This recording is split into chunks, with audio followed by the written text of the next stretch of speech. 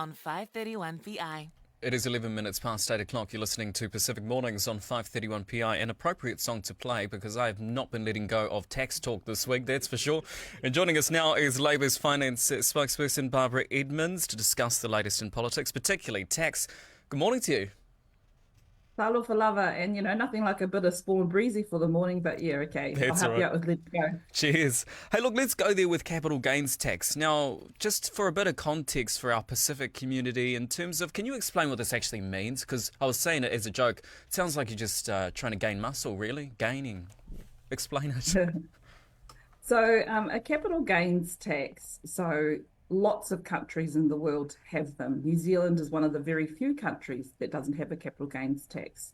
So, for example, if you bought a house and it cost you $500,000, that's being, I don't know where you bought that house, but anyway, say it cost $500,000, and then you sold that house for $700,000, if you're in a country where there's a capital gains tax, you would pay a tax on the profit that you make. So the $200,000 that you make.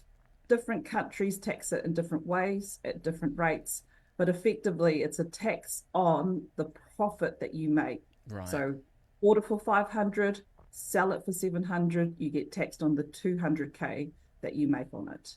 Okay, and with that in mind, I saw Luxon's comments yesterday in response to ANZ's boss saying, yes, perhaps we do need to look at a capital gains tax here in New Zealand. Luxon ultimately just wrote it off. What's the controversy around an idea like this? So first of all, his comments were also quite petty. He attacked the ANZ chief executive, who is a senior business leader. She's not the only senior business leader that's been talking about a capital gains tax. And also, for example, the really big economic organizations across the world, the OECD, the International Monetary Fund, they've also said New Zealand should put in a capital gains tax. And the reason why they say this is because, one, it's an area that we don't tax currently. We've got a couple of rules which covers some areas such as foreign investment funds or a bright line test, which is now 2 years under national. But overall, New Zealand doesn't tax income that's derived or made through a capital gain. Now, for Luxon, he's attacked basically having a capital gains tax. He says that you need to just grow the pie, as they would say. You need to produce more and tax less. The issue, though, is that New Zealand, we face really big, what we say, fiscal challenges over the short term and longer term. So what I mean by that is in 2060, so when the next generation, like when my children go to retire, the health cost and the superannuation cost will almost cover most of the government spending. So we need to start planning for these longer fiscal challenges. And in the short term, we have an infrastructure deficit. So in order for us to think about that planning, this is why senior business leaders are coming out saying we need to have this discussion. This is one way to raise more revenue to address it. But I think the government and their approach of being quite defensive and also then personally attacking those that come out say that maybe we should think about this, I think is the wrong way to go and is very short term in their thinking. What would a capital gains tax mean for our Pacific community? We were having a bit of a discussion about this in our newsroom yesterday, but what do you think it would mean?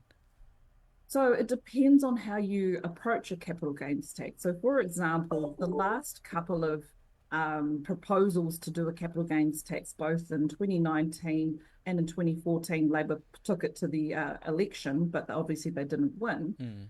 It said that you would preserve the first home, your home. That wouldn't be covered under a capital gains tax. But every other investment that you have, every other second, third, fourth property, or if you're like Christopher Luxon and you've got 6 properties, if you make a capital gains gain on that, then there would be a tax on it.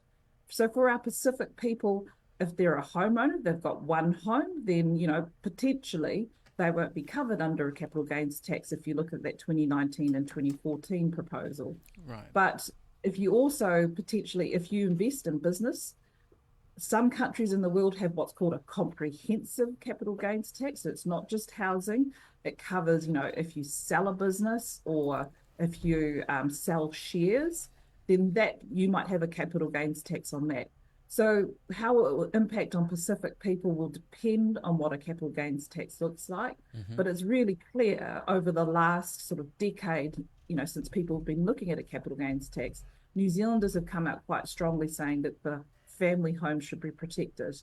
And it's something that obviously you would have heard Labor's having a tax discussion as part of our internal policy debate. We haven't made any decisions on what we're going to do, but when we do, we'll make sure it's really clear to everybody, including our Pacific communities. That's great. And yeah, look, that naturally leads into my next question here in terms of how seriously is the Labour Party looking at a capital gains tax? Because, boy, the appetite looks like it's there.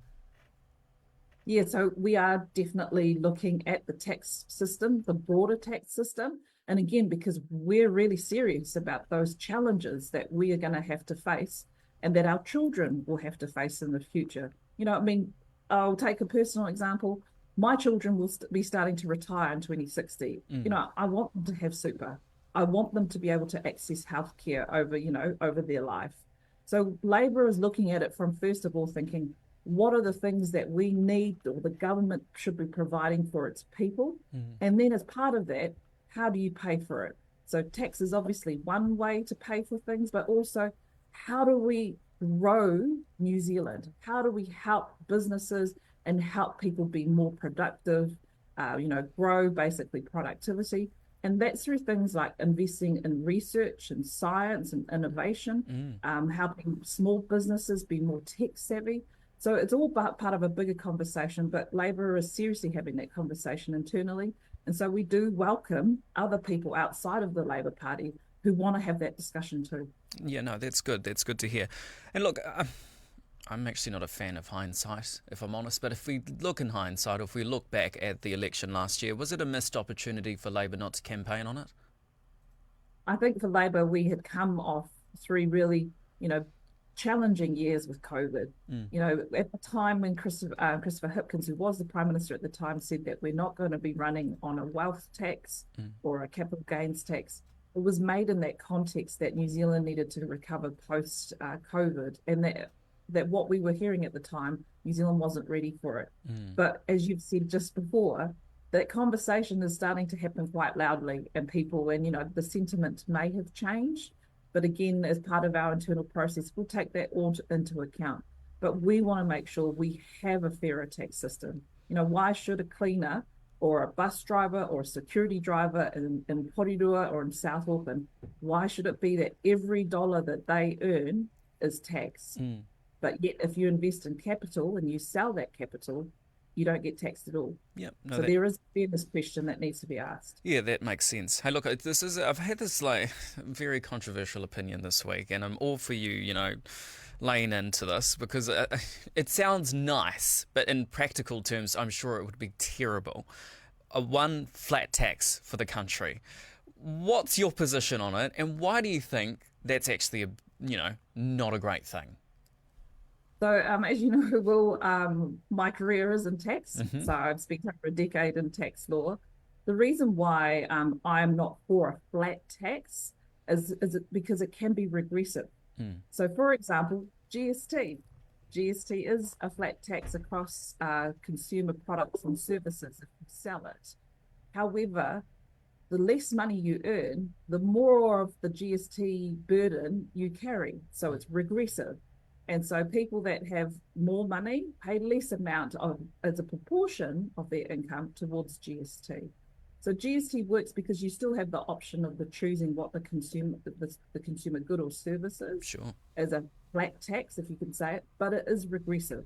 It does mean that those with lower incomes have to pay a greater proportion of it towards GST. So for that reason, a flat tax across income levels, so if a person's thinking about taxing income at a flat rate, those that earn more will basically, as a percentage of their income, it'll be less. But again, for that cleaner, security guard, and, for the bus driver, for them it's more regressive because it's a higher proportion of their income in comparison to someone else that has greater wealth. What about this idea, just before we wrap it up, this idea out there, or the sentiment that perhaps the harder you work and, you get to keep more of the money that you're working for. Any merit to that? Yeah, absolutely. I mean, you want to be able to do a decent pay's work for a decent pay, right? But at the same time, it doesn't necessarily have to be through the tax system in which you get some of your money back. So, for example, some of the ways to make sure that, New Zealand can afford these things in the future is you look at direct tax transfers. So, working for families is a really good example of that. Yeah. So, rather, you get taxed like everybody else, but if you meet a certain income level, if you have a family, if you have children of a certain age, you get part of your tax back through working for families. And it's the same way that we had public transport subsidies for those that were under 25. So they get some of their tax back through a subsidy through bus fares. So there are different ways that you can cut it, but ultimately it comes down to governments. And for myself as the opposition finance spokesperson, you need to think about how much money that comes into the government coffers, or the government bank or wallet. What are the challenges that you need to pay for? And then you think, okay, what's the best way to use that money? And sometimes it is targeting it towards those that need it the most. I could talk tax for hours. Hey, thank you so much for your time. That is Labour's finance spokesperson, Barbara Edmonds. You have a good rest of your day, eh? You too. Well, any time on tax. Cheers. All right.